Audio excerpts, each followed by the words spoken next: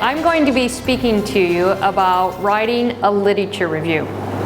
The literature review is a crucial and essential part of any dissertation or thesis. And it is really, in many ways, should be the starting point of the whole exercise as a student or a scholar endeavors to explore and work and do research on a particular topic. So, how do we approach our dissertation or our thesis? Well, the first part is that you think about your dissertation or your thesis as a conversation, okay? All of us have conversations with friends where we might debate a philosophical topic, or we might talk about a current event, and in many ways, that's exactly what you're doing in your dissertation or your thesis. You're engaging in a conversation with your reader. So the important part of that is that it is an academic conversation. And what you do when you're having a conversation, of course, is that you usually have an opinion. And that opinion is based on your knowledge. That can either be historical knowledge that you have, something you've just learned, something that you've just read. And so that's exactly what's happening when you do your dissertation or your thesis. You're engaging in a very high level, more sophisticated conversation, where essentially you're noting the gaps in other people's dialogue. You're looking to see what their shortcomings are, and you're essentially arguing your opinion or your point. But before you can have really an opinion or a point to be made in that conversation, you've got to be informed. You've got to know what other people have to say.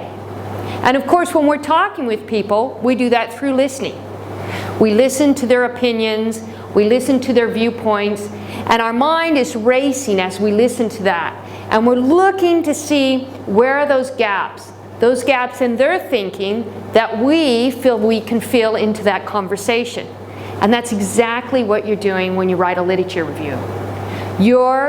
Rather than doing it orally and having a conversation that way, you're having one with reading the literature, looking for those gaps, seeing what other people have to say, forming opinions about what they have to say, and then thinking while you read what they have to say, how you might fill those gaps. What's going to be your view? How are you going to approach that particular topic? Just like you would do in a conversation.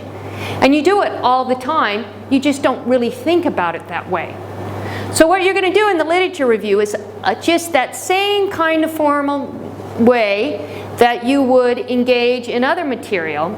You are going to engage with a particular literature that you've identified by identifying a subject topic or a theme that you want to explore further and you want to actually say something relevant about. So that's what your literature review is all about. So that's why having a thesis statement. So one of the first things that you want to do is, as you start to think about your thesis and dissertation, is of course come up with your topic, okay? And that topic will be very important then to be coming up with a very clear and concise thesis statement. Now, that initial thesis statement or even that topic can be refined once you get into your literature review, because the literature review is really a very integral part of the research process.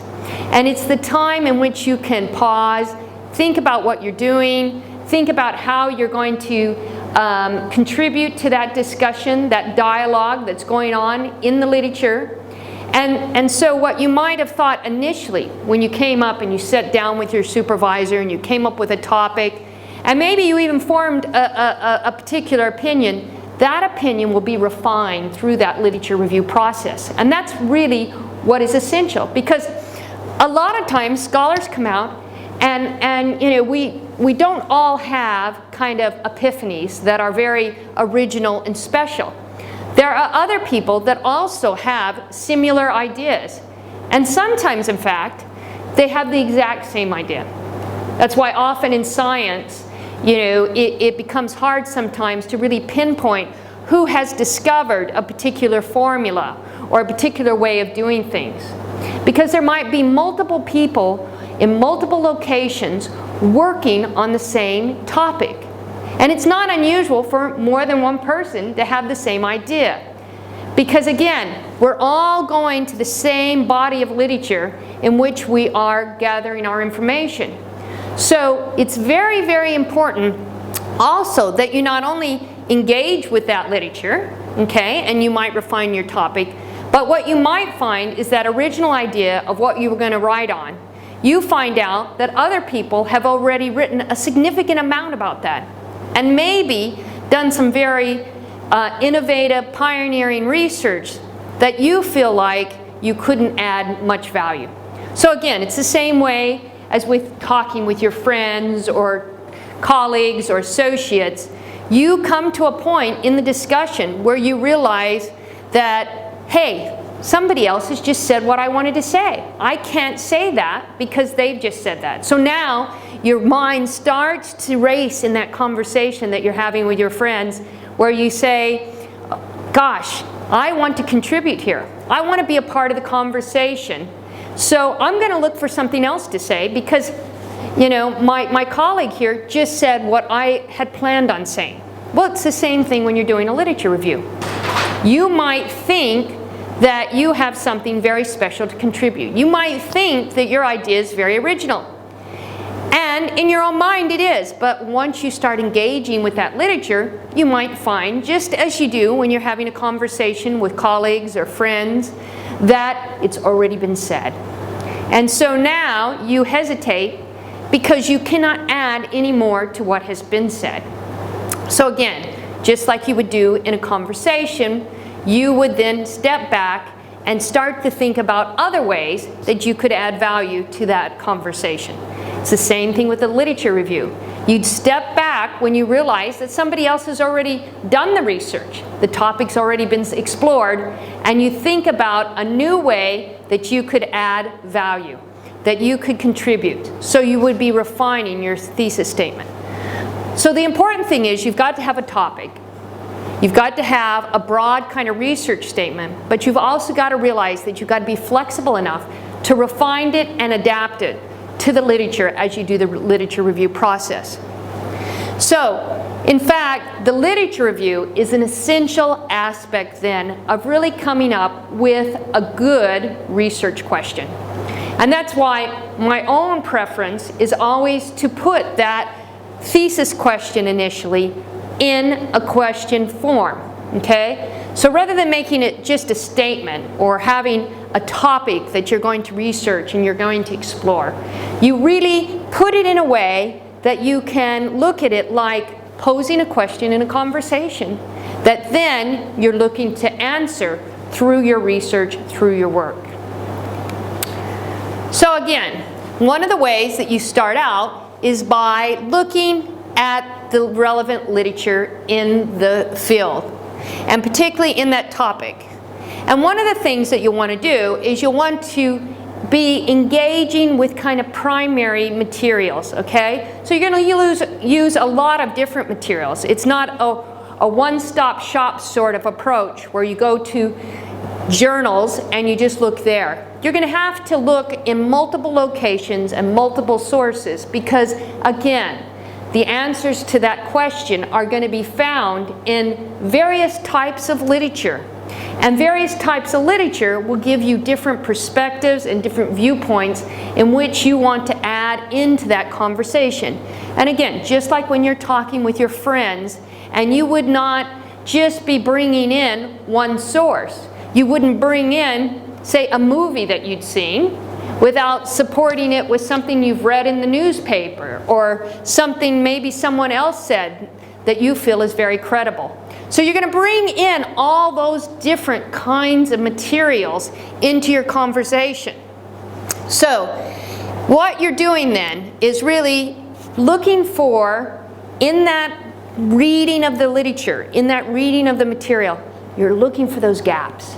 You're looking for the weaknesses in other people's arguments, in other people's research, that you can then identify and use to really build a framework of analysis in which you will do your thesis. And this is very important. So it's not going to just be a summary, okay, of looking at things that different people have said. There has to be a key theme that emerges. And there has to be a key theme that you're going to explore in that process of doing your literature review. So that's what your literature review is. Now, what is your literature review not? Okay? Well, first of all, it's not just cut and paste what other people have said. Now, if you look at any kind of journal article, a good journal article in a top research or academic journal will always have some sort of review of the literature. It's an essential agreement, because that agreement is essentially that this person has gone out and shown that they know what other people said. It's part of building that credibility with your reader. So again, although it's implicit, that agreement is always there. It would be very rare to find a cutting-edge journal article where there is no review of the literature. And that is because people, to be seen as credible authors of good work, need to show that they have explored what other people have said. So, to do that then, you can't just take what other people said and just copy it in there. That is not a literature review. A literature review is when you really synthesize it, when you look at different perspectives. So just like your overall dissertation or thesis will have some sort of broad framework of analysis that you will apply to really look at that little in-depth area that you've identified through your literature review, the actual literature review also has to have somewhat of a logic of itself. It's got to be able then to really pull together lots of information, but not just to have it put next to each other. So it's very, very easy for an academic to identify a cut and paste, because a cut and paste just looks just like that. It's got this person said this person said this person said this. No analysis, no kind of real synthesizing the different authors. So that's one thing you don't want to do. And the other thing is, you don't want to take someone else's literature review, because essentially what you need to be doing is coming up with your own dialogue, your own opinions. Again, it'd be like being in that conversation again, and your friend says, well, I think that, democracy is a good thing for small states. And then 2 minutes later you say, I think democracy is a good thing for small states. Again, you're repeating what someone else said, and so the value of saying that has been diminished. And that's the same thing. If you take someone else's information, so even though technically it might be literarily correct to put something into quotes and quote it, you wouldn't tend to find that in a literature review. Literature reviews should be really a critical analysis of what other people have said, not necessarily taking and quoting what other people have said, or even quoting what other people have said about other pieces of literature. This is your moment to reflect on what has been said, to put it into your own words, and to frame it within the context of the conversation that you're building within your thesis or your dissertation. The other thing that a literature review is not, it is not just a list of authors. Okay? You will not want to be starting numerous sentences with Smith said blah blah blah, John said blah blah blah. Okay? It needs to be much more thoughtful. It needs to be much more integrated into that overall kind of critique of the literature.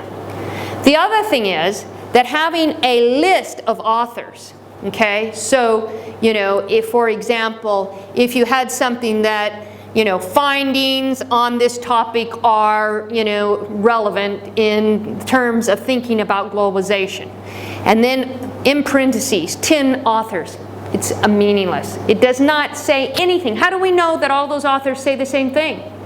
How do we know that all those authors that are listed and particularly given different time periods, might have and form any kind of coherent pool of opinion on that various topic or conversation. So again, you want to shy away from just having a list of authors, all right? And it doesn't necessarily lend well to you if you've got that continuously throughout your dissertation, because it looks more like you've just gone and taken lots of different names. But it doesn't necessarily show that you understand what those various authors, and that's really what your reader's looking for. They're looking for that idea. They want to see that you actually understood the literature, that you were able to analyze it and critique it, and then frame those gaps that exist in that literature to draw up your own thesis question, and then to move it forward in terms of a larger study where you will bring in not only your own ideas, but possibly primary as well as secondary material in which you will do your analysis. So you want to make sure then that you have done a very good job in terms of looking at the literature, but also critiquing the literature. Now, the other thing is, there is no expectation, particularly given the amount of information that is available to you in this day and age. You know, with the internet, young people today and new people to the academy, early career scholars, are often overwhelmed with the amount of information. And you know, you go into these search engines often and you find that there's just so many sources, thousands of sources, sometimes hundreds of thousands of sources. So how do you determine what is relevant? And that's why there's a certain kind of pecking order in terms of what you look up and how you look at it.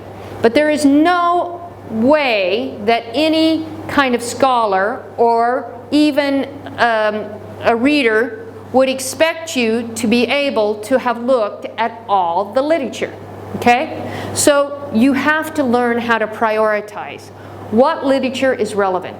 What literature is really relevant also to your question? And where are you finding the gap and how? So again, that framing of that initial question, that initial research question that guides you into your literature review is paramount. Now, what are the stages? There are a number of stages that you'll go through as you begin your literature review.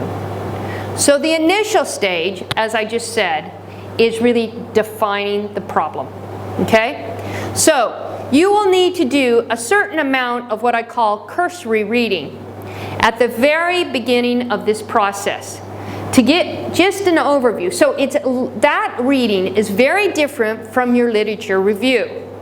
That's really to just identify a topic, see how much literature and information is out there on that topic, how much has been written, who has written it, what kind of work did they do, because they're often, you know, great questions that we can come up with. And they might make great lifelong projects that we want to work on. They might also be questions that require a lot of funding, years of research. So again, you have to be realistic about what your dissertation or thesis is supposed to achieve. And within that kind of framework, thinking about the kinds of learning outcomes. Because in many ways, writing a dissertation or a thesis is first and foremost an academic exercise. And it's an exercise so that you can eventually feel confident, gain your own voice to go out and do those larger projects. But those larger projects might not be what you need to be doing at this stage in your career. So you have to be realistic, and you have to define the problem or the question that you're going to answer in a way that will allow you then to do it within the time frame, with the resources available to you, and to get a satisfactory result. And often what that means is really narrowing down your topic. Because the more narrow you can get the topic, the better job you will be able to do, both in terms of thinking about the literature, making sure you've read the relevant literature, and also it will be much more satisfying for you because you will realize at some point that you really are an expert on that niche area, as it were. Okay? So first of all, you want to then define your problem. And you want to narrow it down. And again, as I said to you, you want to put it into a research question, something that you're going to answer in the process of doing this thesis. Now, once you have that, so you do this kind of cursory look through the literature, and that can be very general. Then you are now ready to start your literature review. And hopefully, within the process of doing your literature review, you need to feel comfortable going back and refining that question. You might find that even though you thought you brought it down and you narrowed it enough, it's still very broad, and maybe too broad for your audience. So, the next stage is to carry out a search of relevant materials. Now, I always tell my dissertation and thesis students to start with textbooks, monograms. Why is that? Well, because often there needs to be a certain amount of clarity about what you're talking about, okay? And again, if we take example of globalization, what is globalization? There are multiple meanings of globalization. Different social scientists define and look at globalization as a phenomena in very different ways. And if you're not clear in your mind with what kind of dialogue, what kind of literature you are going to engage with, you can become very confused very quickly.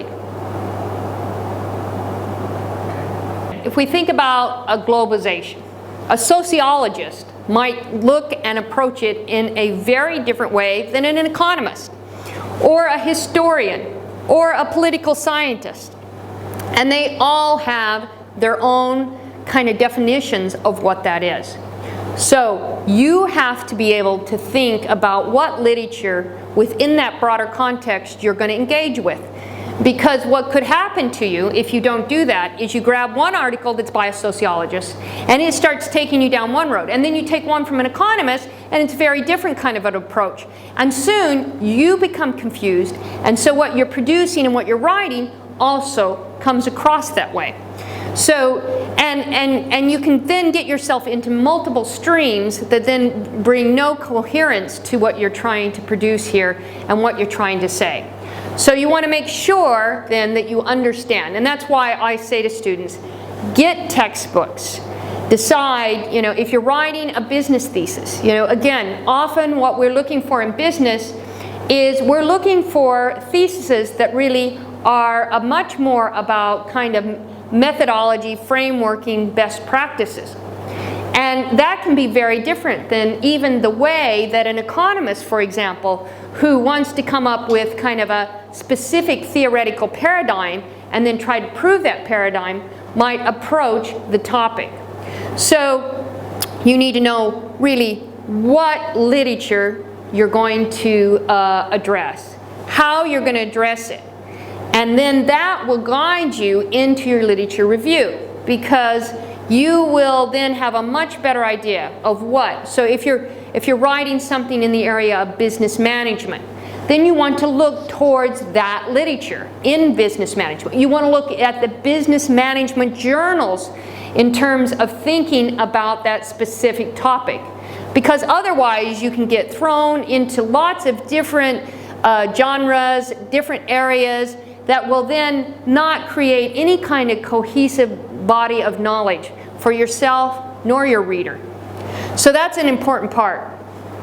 And then in terms of also understanding what you want to do. So the next stage, once you've got that broad understanding, when you feel that you understand what discipline you're really engaging with, what kind of narrative around that topic that you're engaging with, then you will go on to stage 2. And in stage 2 now, you're going to really go beyond these kind of broad definitions, books, textbooks, and you're going to be looking much more at the academic literature and academic journals, which form a very important part of how scholars share information with each other. So again, you want to be able then to see that those journal articles, which journals, there are many journals out there, and there are journals made and magazines made for general audiences, very specialized audiences. There are, newspapers that are often very good sources from primary material, but don't necessarily offer that same level of sophistication in terms of analysis. So you want to understand what kind of literature you're going to be engaging with, why you're going to be engaging with it, and how it's going to contribute to your literature review. So in terms of academic articles, you want to engage mainly with peer-reviewed articles. Ones that, what do we mean by peer-reviewed? Well, peer review means that other academicians in that field have read that article, they have essentially critiqued it, and they have deemed it worthy in terms of its processes, in terms of its presentation, in terms of its results, as being worthy of being published in a specific journal that represents that field. So it's really like getting the good seal of approval. And that seal is very important for you because as a novice coming in on a topic, you need to make sure that the sources you use are legitimate, that they're recognized. Because it could be very damaging to your overall piece of work if the literature you've reviewed has come off, say, blogs or sites that are very much biased in one way. So the other aspect of using journal articles is that we often like to see them as much more unbiased and much more academic and much more in the framework of critiquing rather than opinion giving. Okay? So again, you have to be very, very careful of what literature you use and how you use it. So you want to, explore those various articles to get what?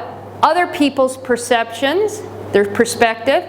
You can also look to see, what literature this person has used. If you find an article and you come across an article that doesn't say quite what you had planned on saying, but is very much in the realm of the topic that you're interested in.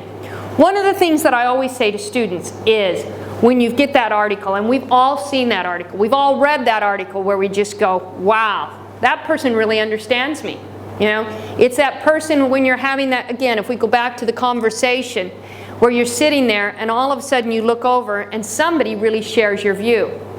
They don't share your exact view, but you can really see that you and that other person are in the same realm of things. And that is really, when you find those articles, that is also a signal that you're headed into the right literature. So, since that person's already published something, you're reading it of course, then you want to go to that person's reference section or the bibliography. What sources did they use? Who were they reading? And that's a very important place to get information. So the idea is that you're not copying down their sources, but you're looking to their bibliography, you're looking to the reference section so that you can identify common sources that you might want to also read. And then you want to go to those sources and you want to read them. And again, some of those, just based off the title, might have looked very interesting. But when you actually get that journal article or you start to read that piece, you find actually that it's not quite what you thought it was going to be. In that case, again, you put it aside. On the other hand, you say, wow, I found someone else to add to my circle. Here is somebody who shares a very common view with me. We have similarities, but still doesn't quite see things the way I do, but I can see this person's going to be part of my dialogue.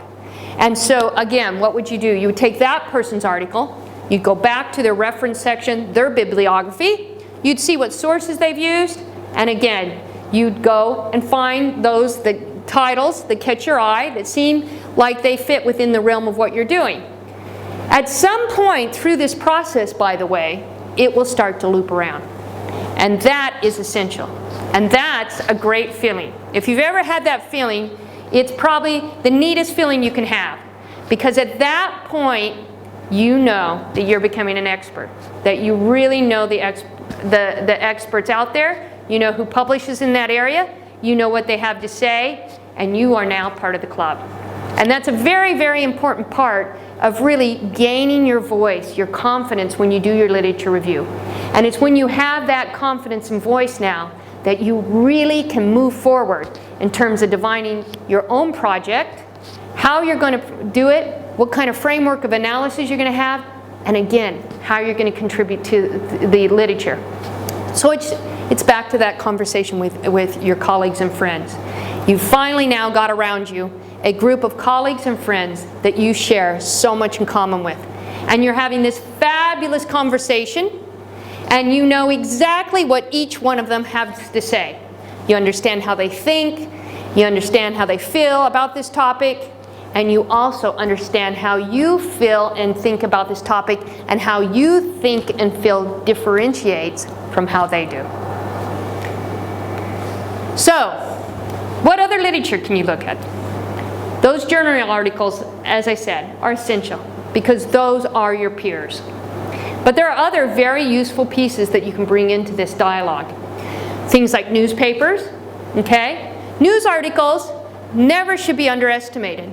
A lot of journalism is the ability of journalists, and particularly in this day and age that we live in where people can move, where we're in a globalized world, are often going out and doing a lot of the legwork for you. They are going out, they're going to the sites, they're doing the primary interviews, they're bringing that back. So there's a tremendous amount of information in newspapers today that in previous generations was very, very hard to get. You can also have real-time information today with the internet so that you're getting quotes. You can go on even places like YouTube and actually see people in other parts of the world and see what they say, what their opinions are and their views. Now the essential part, though, of using all this material, as it were, is to make sure it's credible, okay?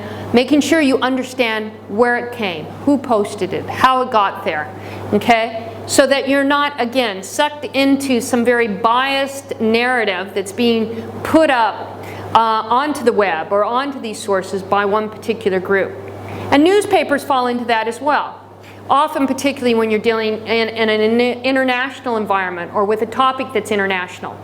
You have to make sure that the newspapers are not all just unbiased sources. Most newspapers in today's world have opinions. They have views. Editorial boards have opinions. They have views. So again, does it mean you don't use those? No, not at all. It means that you use them in an informed manner. So newspapers are very important. Historical records, of course, historical documents are a very important part of what you're going to need to do. And commercial reports, statistical information. Again, there is a lot of information that's out there, a lot of international organizations that collect data. You know, the IMF, the International Monetary Fund, the World Bank has data. The UN has multiple agencies that collect information and data. And there are also a lot of non-governmental organizations today. But again, you have to make sure that they're credible and that you understand what underpins that information. Another important source, and again, it's a real credit to the world we live in that you have this information, is government documents, government reports. You can go on to almost any country today and see what their central bank has to say. You can go on to the internet and see what their statistical organization has to say, what their data they're collecting, how they're collecting that data. The other thing about having all this information out there is that there has become almost informal standardization of a lot of this data. And so, again, you can look at that and it can add to your sources. You can cross-reference that within some international agency sources. So, you know, a lot of students don't understand that, again, a lot what you get from the World Bank or the International Monetary Fund is not necessarily original data. It's a rehashing of data that's already been collected at the government or national level. So don't feel hesitant to look at how that information, particularly if you're looking at statistics or data and numbers, to ask yourself, you know, how they have used those numbers. Because what often happens is that to do any kind of comparative work, you're going to have to put that data or information either into a currency that you understand or a common currency that you can use across countries. And often what we do with statistical data is that we use purchasing power parity to actually standardize our data and to put it into one currency. So, but what does that mean? Okay? How does that really affect the data, and does that always apply? All right? So don't be hesitant to question numbers. Sometimes what I see with students is that they are very reticent about forming opinions about numbers. Okay? But not so about actual statements. And I think it's partly because we often think about numbers when we see a number thrown out or somebody gives us a statistic. We have a tendency in our society to take that as fact. But in fact, it's not fact. It could be that that person has what economists like to say sometimes, massaged the data, rounded the data off in a particular way, used a different year to put it into what we call constant terms, which is essentially taken into account for inflation. So do not hesitate to give statistical data or government information or data the same scrutiny you would do on an academic article. It needs scrutinized. It needs understood. And it might form a very interesting aspect of what you do in your research is by looking at that and maybe finding your own data or doing your own survey and finding counter information. So you can't really do that unless you've also looked at what data or information or numbers are out there already. So this is an important part of what you want to do. The other thing, and sometimes is very undervalued, is other people's theses or dissertations. There are now many dissertations that can be got online. You can access them through other libraries.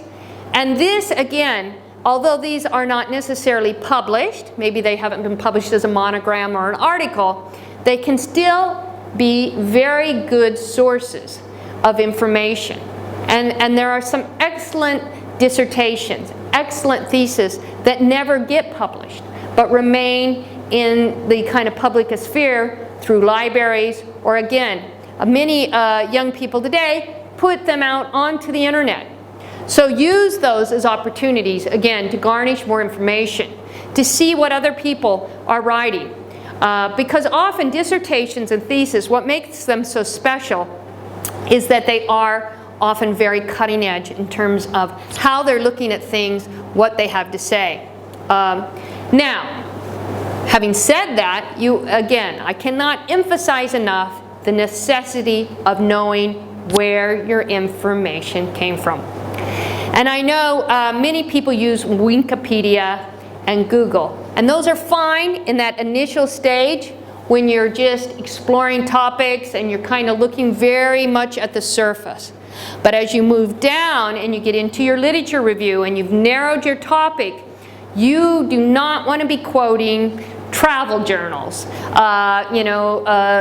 Google sites, blogs, these sorts of things. Because again, they will discredit you.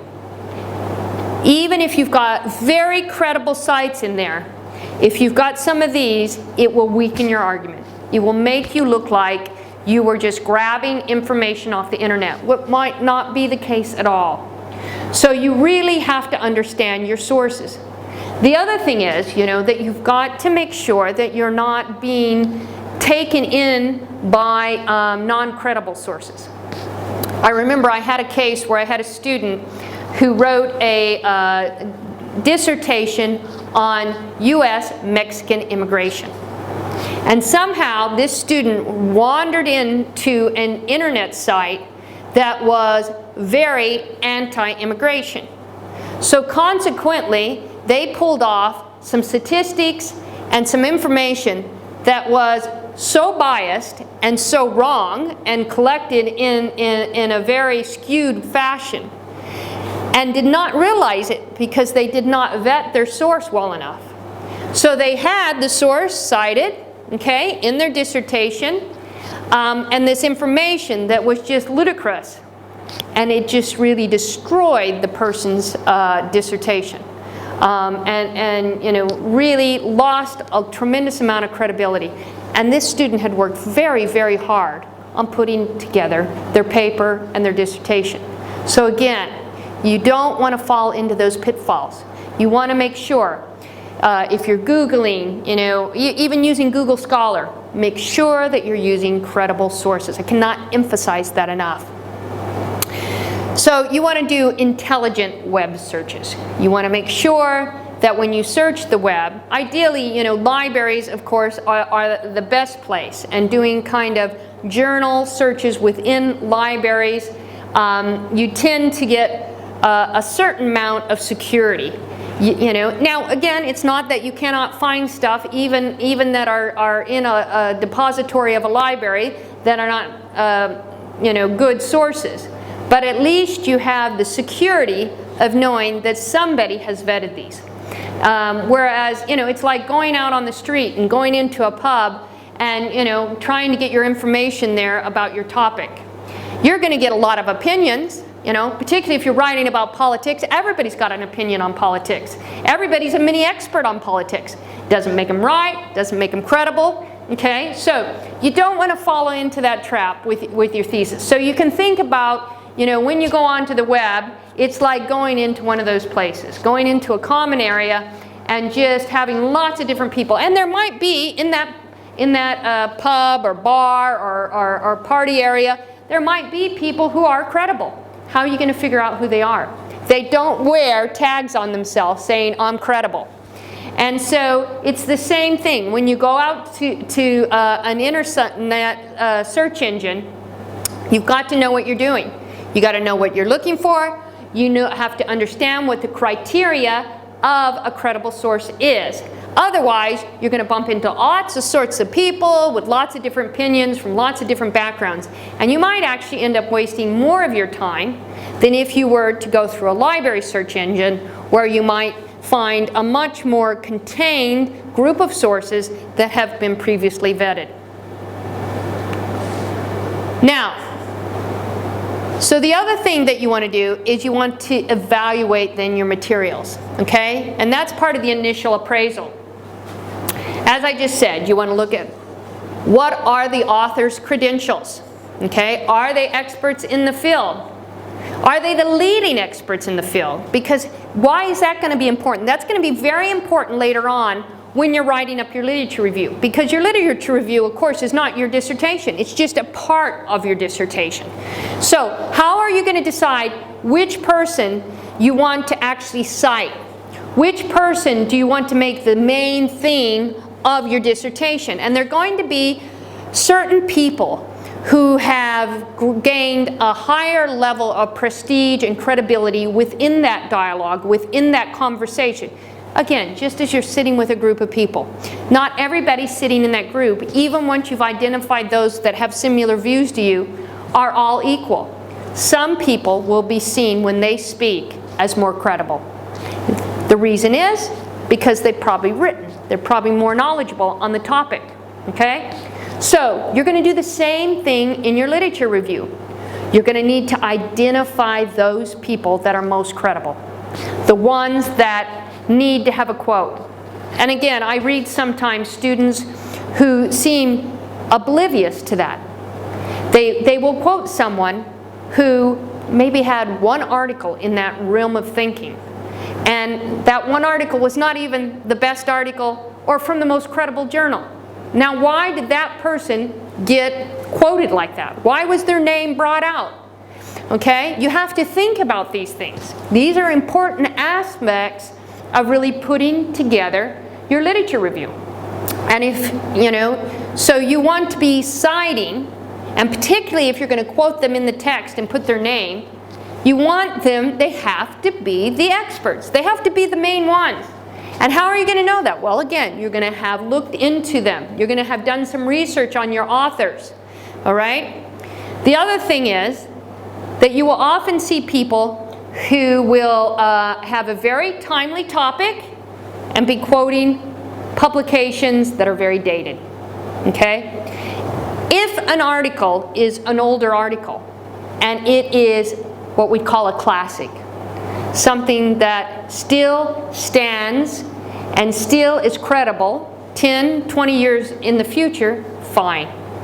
But if it's not, do not quote it. You can use older articles, and particularly, it depends on what your topic is in your dissertation. But you should have contemporary articles. Most topics have moved on, particularly if it's a very interesting, relevant topic. So that I would be hard-pressed to say, for example, again, if we go back to globalization, that articles written in the 1980s, unless they had some very important significance in terms of a particular author saying something, would be credible articles to use 30 years on, okay? So if I see a student using articles like that, or any reader, it really diminishes your credibility. It diminishes how seriously I'm going to take you, because I'm going to figure that you did a very poor literature review, that you did not make sure that you were using relevant sources. So you want to use contemporary sources. If you're dealing with a contemporary topic, you use historical sources, of course, if you're dealing with a historical topic. And if you're dealing with a contemporary topic and you're going to bring something in that's, say, 10, 20, or 30 years old, you need to have a rationale for that. You need to bring it in because this paradigm, this thesis, this finding still holds today. Or for another reason that you might want to bring it in is to say that maybe things that are being said today were said 30 years ago. Okay? But there's got to be a rationale. It can't just be, I threw it in there because that person at some point was in the conversation but left to go do something else. And, well, since they had been in the conversation earlier on, I'll just bring them back in. Okay? It doesn't work that way. So again, it's very important. The other thing is, if you're using books, and not so much necessarily on textbooks, but particularly on monographs or other kinds of books, you should be using the latest edition. Because, again, if you're using historical books, unless you have a rationale and justification for that, it will weaken your credibility and it will weaken your literature review. You also want to check the publisher, okay? I quickly, when I see a book, I don't just say, that person's published. I quickly look to see who they published with, okay? In the academy, there's a certain bit of snobbery, as it were, around publishers. So, there are lots of different kinds of publishers out there. There are people that I can go to today, I can take something, I can write it out, and I can pay them to publish it. And of course, in the world that we live in today, with desktops, publishing, the ability to publish in lots of different venues, there are a lot of what I would say less credible publishers out there. So, why is that important? Because again, just like I told you about a good journal, a good academic journal is done with peer review. And again, it's not just peer review, not just having my colleague read the article, but blind peer review. So my mate, my friend, doesn't give me a good review because we're friends. That he gets my paper and he reviews it, he critiques it, but he does not know who I am. Okay? That then is kind of extra credibility. What's the same thing with books? If you go to a top publisher, and most of the top publishers, by the way, are university presses, okay? And they will require some sort of vetting. They will require some sort of peer review. So that's why I look at those publishers as more credible. Because they've sent that manuscript when it was submitted, they maybe sent it out to 2, maybe 3 reviewers who read that and came back and said to the publisher, that's a great book. That's a very credible book, and we think it should be published with you. Okay?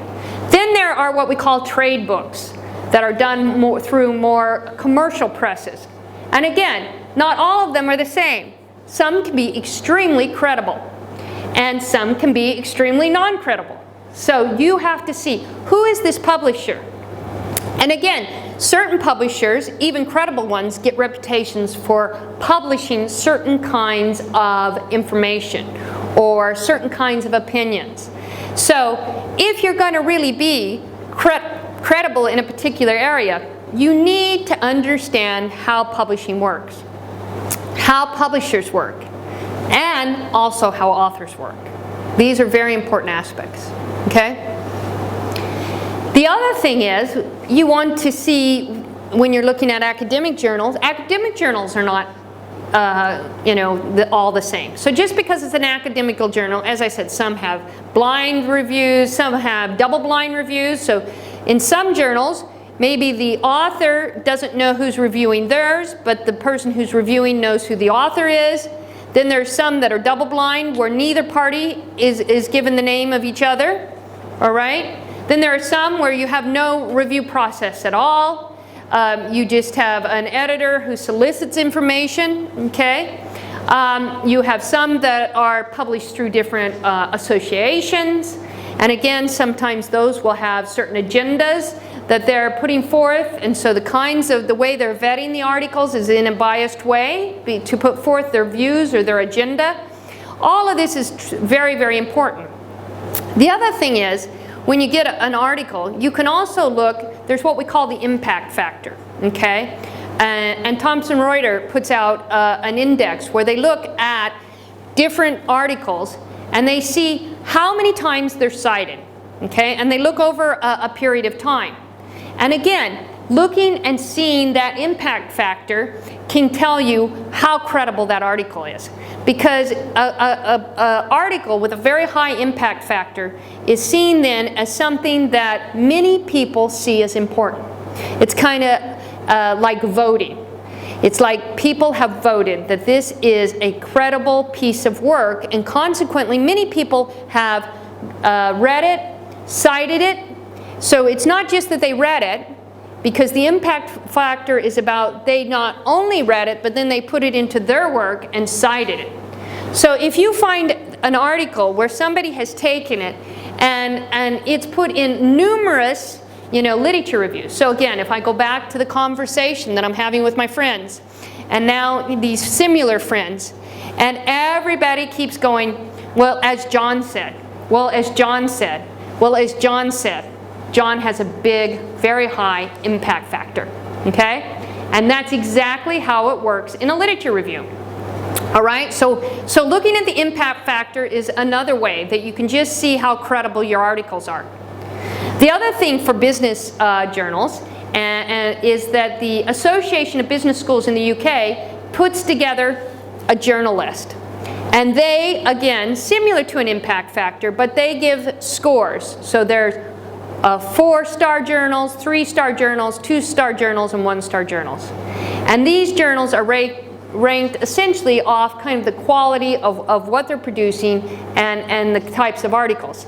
So if you're citing a 3 or 4-star journal article, that is probably the top of its field. Those journals articles then are very rigorous and have reached a particular standard that's recognized by their colleagues in that field. So again, it's another opportunity to just see how credible a journal is. Now, the other thing, and the last part of stage 3, is really the appraisal of the content that you're going to have. Okay, so you want to again think about, you've thought about who the author is, you've thought about where they published, okay, and that's given you a lot of reassurance, a lot of confidence in this particular piece. But now you also want to think about, who was the audience, that this author was writing for? Were they writing for an academic audience? Were they writing for, a much more wider audience, And, again, what literature did that author look at? What literature did they review to kind of inform them in terms of their approach? And then the other thing is, what kind of style did they use? Did they write in an objective way? Did they have a certain framework of analysis that really resonates with you? And in many ways, too, while you're reading these journal articles, it's not just about critiquing them. You might also look to get some ideas about how you want to approach your review. okay? You might see a particular framework of analysis that catches your eye. You know, maybe they did a comparing and contrasting that you say, wow, although my take on this is going to be slightly different, I think that approach to this particular topic is very relevant. And so I want to use a similar approach. So again, you know, this is really a very holistic experience. It's not just seeing what they had to say, but how they said it. Okay? And that's a very important part of the analysis of the literature that you're going to do. You also want to look to see, you know, did they use primary versus secondary material? And what do we mean by primary versus secondary? Primary data is information that maybe has not been analyzed by anyone else yet. Okay? So if I go out and I do interviews, for example, and I collect some information through those interviews, that would be primary data. If I take, though, an article where somebody else did interviews and they analyzed them, now that's secondary material, that's secondary information, okay? So ideally you'll have a combination of both, because in the course of your literature review you will come across both, okay?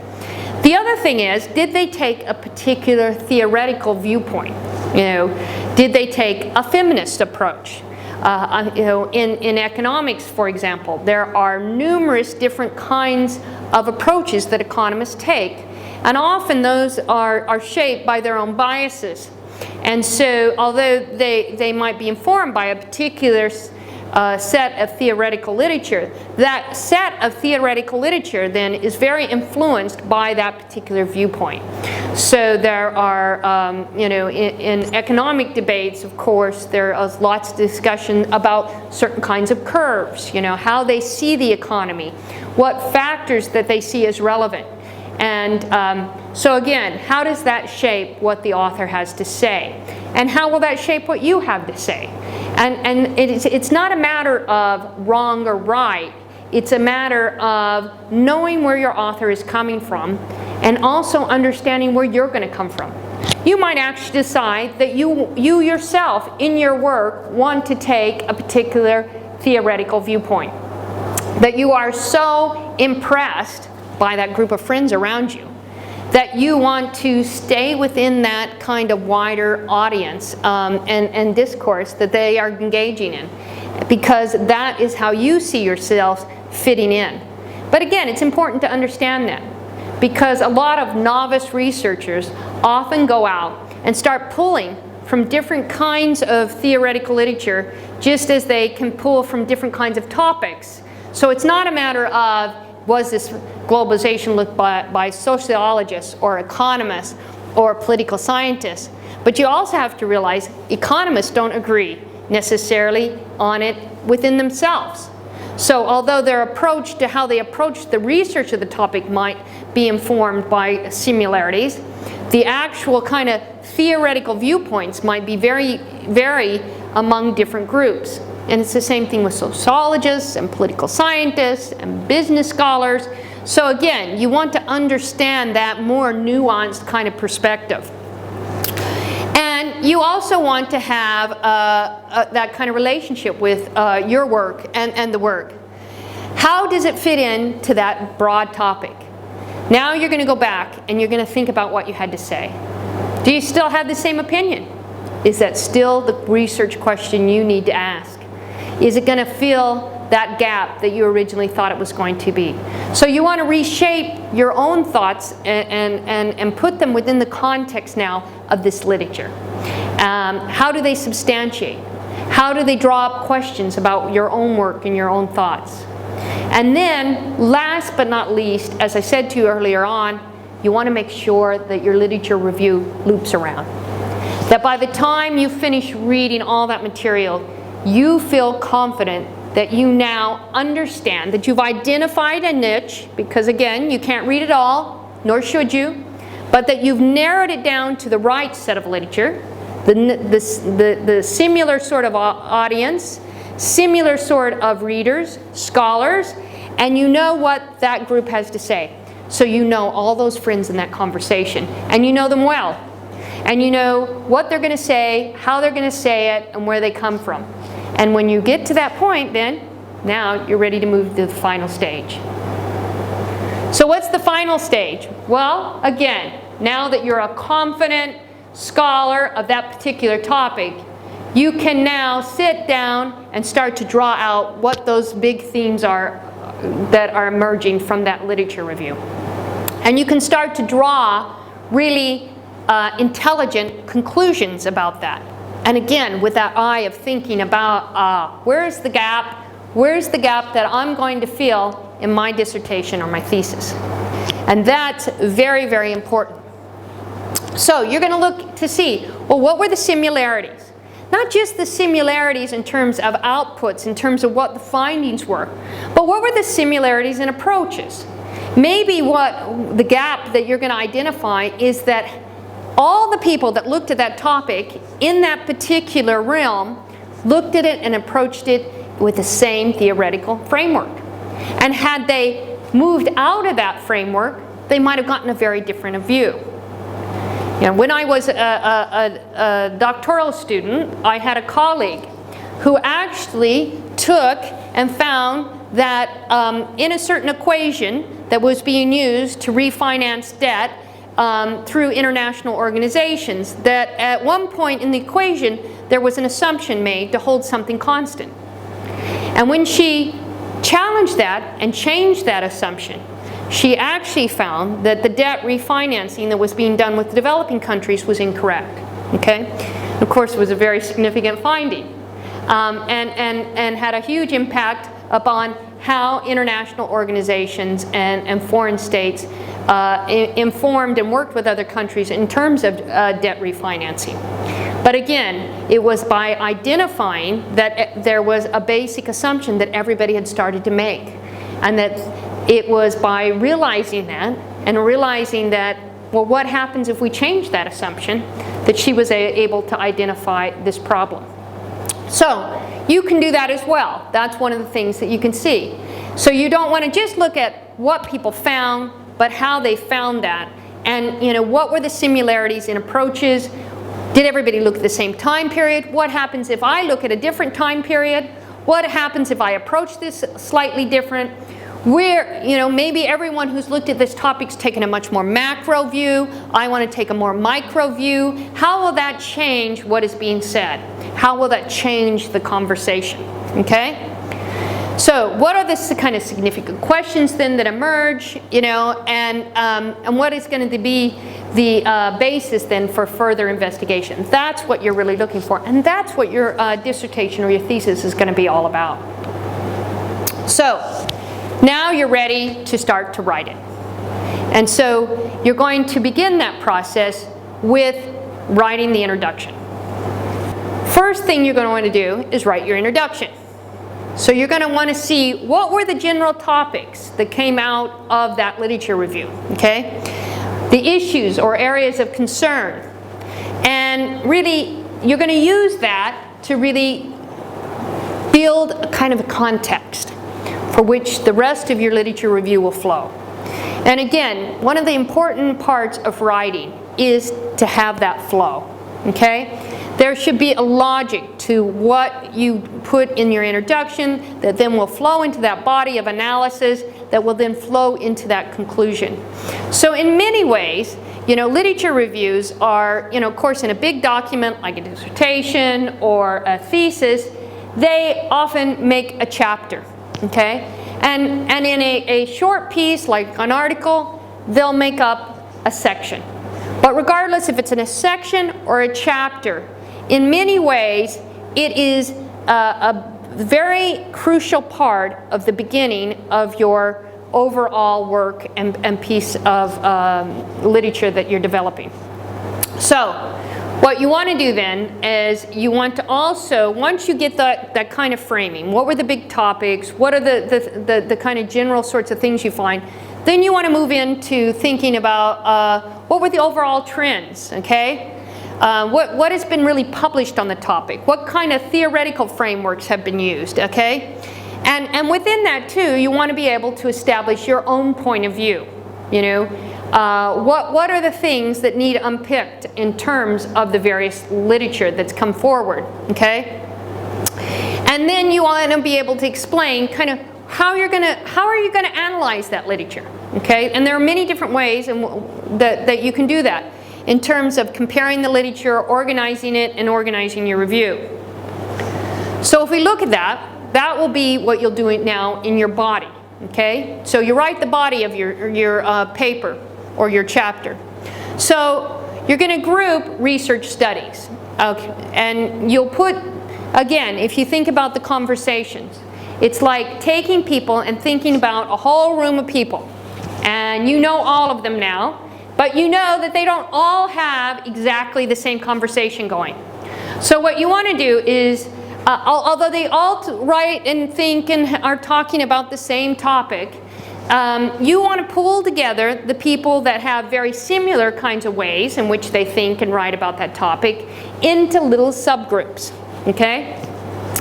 And then, you know, when you're doing that, of course, you've got to have a rationale. You've got to say, well, you know, these people, they're kind of like a clique, and we put them together because they all love vanilla ice cream. And we got this group over here, and we're going to put them together because they love chocolate. Okay? But what do they have in common? Ice cream. Okay? Both groups are ice cream lovers, but they like different flavors. So why does one group like vanilla more than chocolate? All right?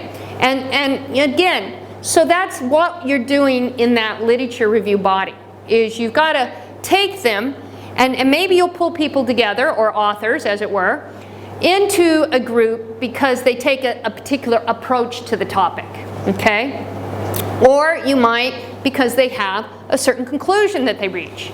All right? So there are very different ways in which you can think about how you group research studies in your literature review. The idea is, by doing that then, you can form an opinion about not just one article, because again, you're taking a lot of information and you're going to be putting it into just a few pages. And so every word matters. So how you put them in, how you're going to form those kind of research groups that might only get a paragraph in your dissertation is very, very important. So you want to be able to summarize those studies, you want to compare them, and you want to really provide your reader with, throughout that body, a lot of signposting. You'll have what I call umbrella themes. Okay? So again, the big theme for the whole section might be ice cream, but the umbrella theme might be the different flavors. And then underneath those umbrellas, you will have the different rationales and reasons for why they like that particular flavor. And how they've gone about exploring flavors to decide which one they like best. Okay? So that's a very important part of the process. So once you've done that, and you know, another way is just add there, you might want to use chronological dates. It depends upon, again, on your topic. Sometimes literature reviews can be done off periods. So in the 1960s, people said X. In the 1970s, people said Y. And then, you know, in the 1980s, they said Z. All right? So again, you'll have a much more chronological order. Okay? So that would be another way that you could approach it. Now, once you've decided all that, you've got your body, then you want to go to your conclusion. And your conclusion, again, one of the areas I see students cheat the most in terms of cheating themselves is the conclusions. They shortchange all their hard work by rushing and having a conclusion that sometimes it's just a paragraph. Okay? The conclusion is probably more important than your introduction and your body, where I'm concerned. Because that is really where you're going to hit it.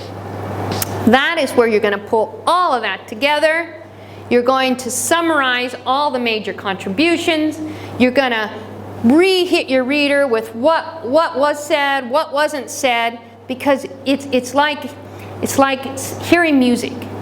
And you are building up for that one powerful moment.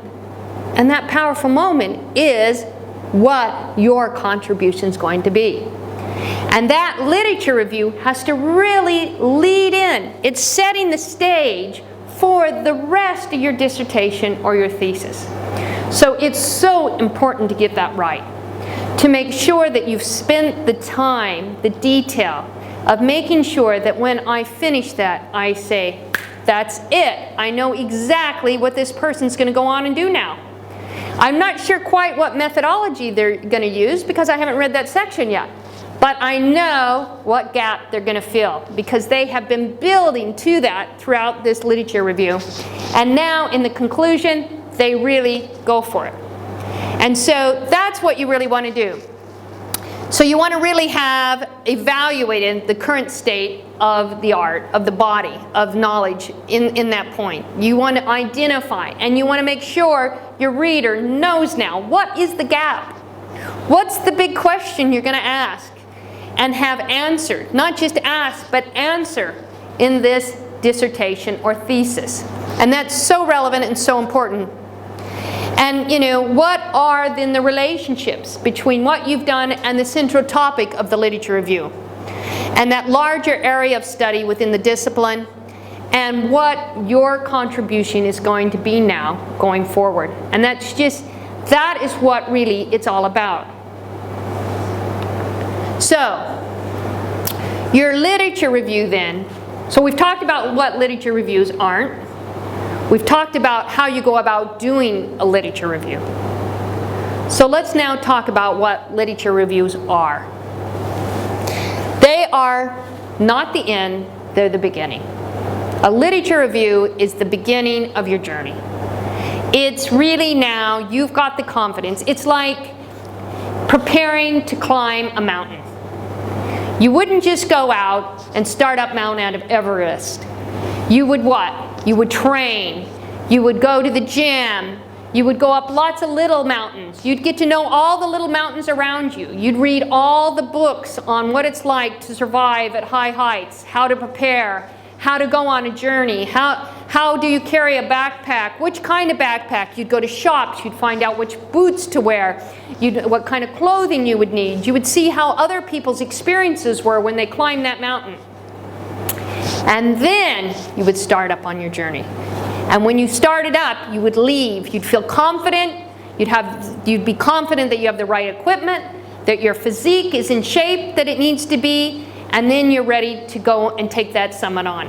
Well, that's exactly what you do with your literature review. By the time you get to that point, when you have finished it, it is the beginning of your journey. You have now exercised your brain.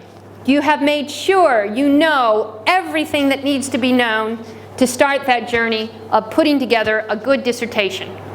You have made sure that you have seen what everybody else has experienced, what their journey was like before you. You've been up and down all the journal articles, all the books, all the publishers. You have treaded all the different paths at the lowland so that you can now take on that bigger journey, and you know exactly what path you want to take. You know how you want to approach it. You want to know what kind of equipment, how you're going to pace yourself, where you're going to sleep overnight, the whole thing. It's the same exact thing. So that's why you cannot skimp on your literature review. You want to start it as early as possible, and you want to give it the time, energy, and attention it needs. Never rush in to your thesis or your dissertation without doing a proper literature review. You will know that you've done a good job when you understand then what that journey needs to be. That you've got your roadmap and you're ready to go. That you understand exactly what gap you plan on filling, how you plan on going about it, your kind of methodology that you're going to use, and even, you know, what sources are you going to use? What sources and information will you bring in? This is all going to come together once you finish that literature review. And so it's such an integral part then of the dissertation thesis process. Now, what are some of the common mistakes? There are many of them. As I just said to you, one of them is people rushing it, not taking the literature review serious enough, not realizing that a poor literature review is not just about that little section in your thesis or your dissertation, but it's about not being prepared for your journey. And we have seen, again, if I go back to the mountain climbing experience, we have numbers of stories within our historical narrative of people who've started up that mountain not prepared. And many of them have led to tragedies, okay? Well, it's not an exaggeration to say that if you do a poor literature review, if you do not spend the time and attention, it will also often lead to tragedy. It leads to getting to that conclusion, submitting, and having a reader come back to you and say, wait a minute, this has been said. This has been done. You're not contributing anything here, Or, your approach is completely flawed. You didn't do a proper data collection or survey because you didn't understand your topic. Many, many young people are devastated when they don't have a successful conclusion to their dissertation and thesis. And I can promise you that most of the time we can track it back to not being prepared for the journey. So that's why I cannot emphasize enough to you the significance of making sure you put the time and energy into being prepared, just like that mountain climber. That you will have to have that kind of resilience, tenacity, and understanding of your topic to really take it forward. Now, the other thing is that you will find people who, just like, again, if I use the athlete's analogy, who are about to start climbing a mountain, and their preparation is they go out and play tennis, okay? Now, I love tennis. Tennis is a great sport, but it does not prepare you to climb up a mountain, okay? So, if you're going to climb up a mountain, you need to prepare for mountain climbing journey. It's the same thing with your dissertation or your thesis. There are often times when students read one body of literature, they write up a literature review that then has no relationship to the rest of the thesis or dissertation. Now, that kind of disconnect, of course, is very prevalent in a lot of first-time dissertations or theses. But so you've got to make sure, again, that the literature you're reviewing and what you're reading is preparing you for your journey. And you will know that because your journey should be born out of that experience. And if it's not, then something's wrong here, okay? So you need to make sure that you get that connection. Now, the other problem that you often see in dissertations and theses is, again, it's about the not taking sufficient time to really define the best sources to use on your topic. Going out and just grabbing whatever you see. Not listening to what I've said about making sure you know who the authors are. Making sure you know who has really written on this topic and who is considered an authority on this topic. And again, if you don't do that proper preparation, if you don't take the time to know who the authors are, who the publishers are, I am going to tell you it will affect the credibility of your work. And who will examine that work? Your work is going to be examined by experts. So they understand the topic. They will know whether or not you've cited the experts. So don't think that you can get around it, because you can't, okay? And as soon as that reader realizes that you don't know what you're talking about, it will diminish your entire dissertation and thesis. So all the hard work you put in later on will have been killed and damaged by that poor literature review. The other thing is that often people do not bring in primary sources into their literature review. They rely on secondary sources, and I don't mean just secondary sources, but they borrow literature reviews from other people's journal articles rather than going to the exact source. So again, you've got to read. Don't take for granted what one person says about another person's work. Read their work. Make sure you understand yourself what they said. You might have a very different interpretation. You might contextualize it very different. You might be reading it at a different time in history. And so how it affects you, what you think about it, what you glean from it will be very different than those who've read it before you. So again, don't take other people's opinion on the topic. Form your own opinion. The other thing that is very problematic, particularly with people who are, this is their first time to write such a document, to do a literature review, is that hesitation of critically analyzing what other people have said. Not feeling like I have enough information or enough background to really form an opinion. Well, in fact, you do. Okay? Now, that doesn't mean that you come out and say, well, everything that's been published is bad, and I am the only one that has something to say that is good. You know, you have to be much more nuanced than that. Okay? So, what you're doing is not necessarily so black and white. It's much more in the gray. Okay? You're looking for points, little discrepancies. Again, it's much more complex and nuanced. And that's how it should be presented. That's the kind of language that you should use when you write up your literature review. But you should not shy away from forming opinions. By this point in your education, by the fact that you have been entrusted to endeavor to write a dissertation or a thesis, you have been given the go to go ahead and form an opinion. So do that. You must provide an analysis. And you should not shy away from that. Do not take, again, what other people say for granted. Read it yourself. Form your opinion. You are now a scholar in this topic. And that is why you're endeavoring to write this dissertation or thesis. And again, often people forget to talk about, what was their search process, okay? How did you go about your literature review? How are you going to group the studies together? All of that is part and parcel of understanding the journey. And just as understanding, if I'm standing there and I have to be the person who decides who goes up that mountain and who doesn't, I need to understand by asking them how they prepared themselves. So make sure you let your reader know how you prepared yourself.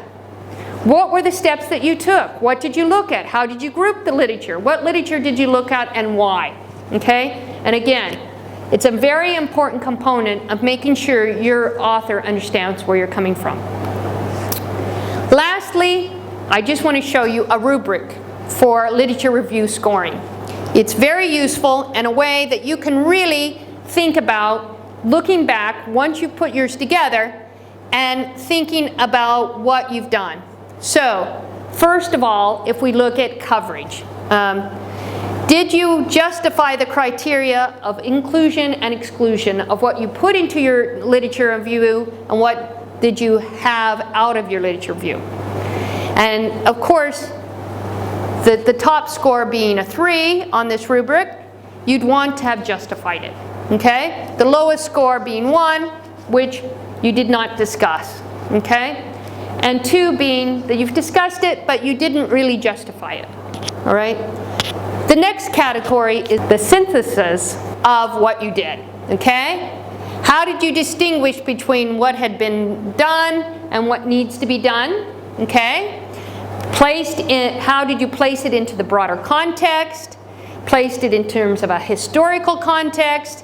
And how did your literature review gain new perspectives, new insights?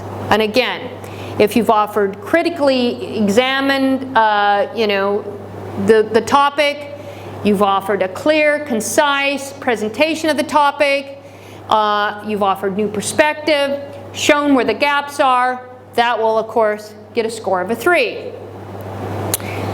The other thing is your methodology. How did you identify the main methods and techniques? Again, that justification. How did you group things together? How did you approach your literature review? Did you do it in a chronological order? Did you do it by different perspectives? Which one did you put first? Why did you put it first? How did you relate it to theories, to kind of research methodologies? Again, did you have that critique? Did you offer the research methods? How were they discussed? And if they weren't discussed, of course, you'll get a very low mark. If they are discussed, you're going to get a much higher mark, which would be the 3. And then fourthly, significance.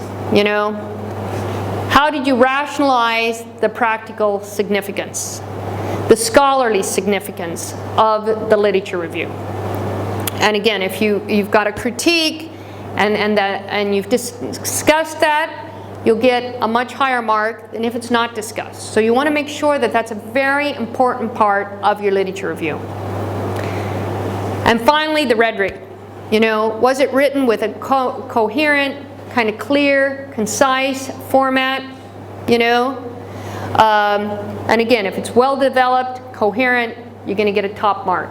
If it's not, you get, and it's poorly conceptualized, put together, doesn't connect, you know, lots of names running on, but nothing that really is coherent, definitely not the beginning of a journey, then you're going to get a poor mark.